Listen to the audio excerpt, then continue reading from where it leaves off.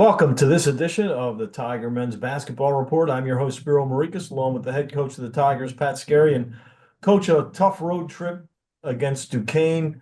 And last night, Robert Morris, as the Tigers unable to come up with a victory. But in the first game against Duquesne, the offense was not able to perform very well. That changed in the Robert Morris game, unfortunately, not able to hang on. How can you describe these two ball games? Yeah, frustrating. You know, um, we knew we'd be playing against, challenging opponents, Atlantic 10, Horizon League, type teams. So it's the type of games you'd see in CAA play, and you're away from home. So I think everybody's frustrated, but I believe in the work that our guys have put in, and I believe in the group. I think at this point where I thought for 20 minutes last night, we had some really good segments of ball movement that maybe were lacking.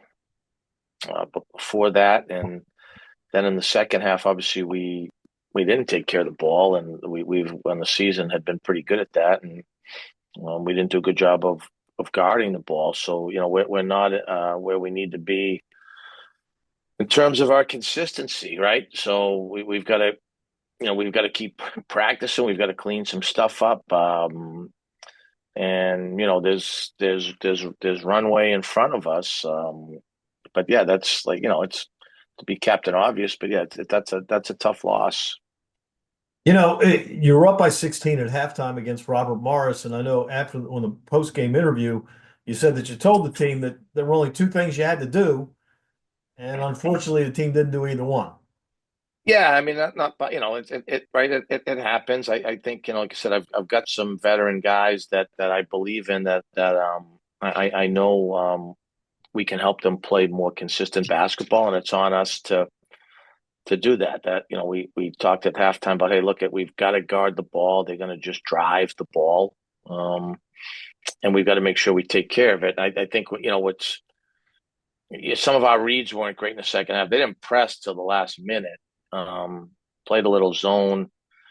Obviously Tyler had a sensational night offensively, especially in the first half. So I think when I talked to a couple of guys who were in early today, which says a lot about them, that was more like, hey, look at this. There's a couple really good teams in the league that we've got to get that cleaned up in order to play against them. We're not there yet, but last night, if we've got to clean up that second half, because that can reoccur 5, 6 times in the league in a road game. So yeah, that's where it's at. I mean, we're not like I said, everyone's frustrated and certainly disappointed. But we need to keep practicing, Spiro. I mean, I don't know how else. We haven't had as many of those as we would like, and that's really the only way to improve execution. And the other thing is, I mean, let's remember this season's not even half over yet, so there's a lot of time to turn things around and get to where you want to go. Well, there is, and I think as I one thing we've tried to talk about on this road trip was the pressure is on the ability to execute.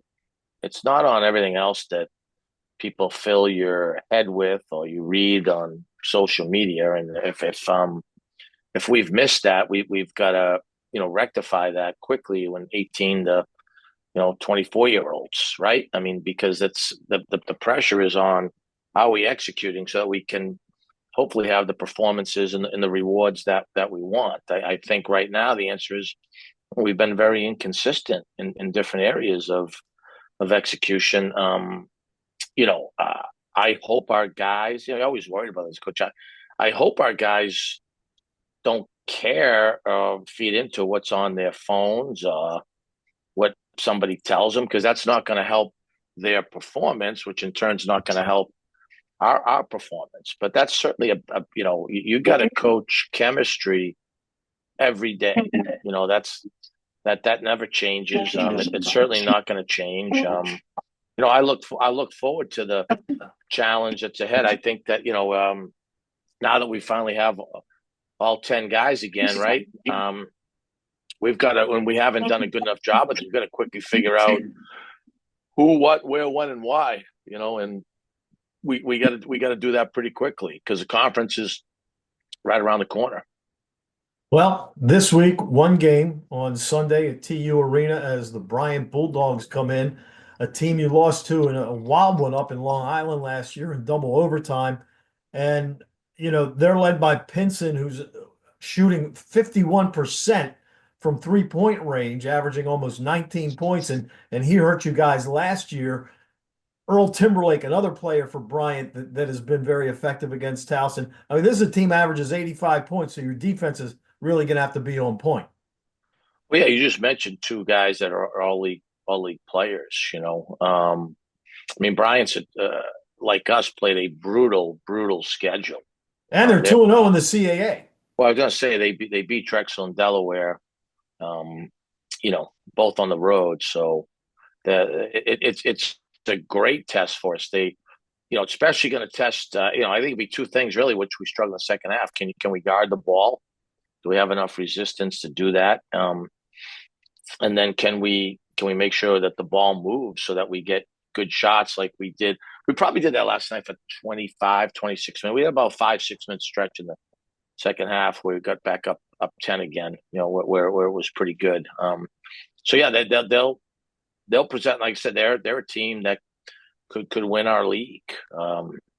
So it's a great last game before we close the books on the non-conference. The non-conference is for all of us here is going to be disappointing no matter what. We can't do anything about that. We've got to try to, if we play 24, 25 decent minutes now, can we get that up a little bit? That'll be the big goal. We're off today, and then we'll have 3 good hard days of practice.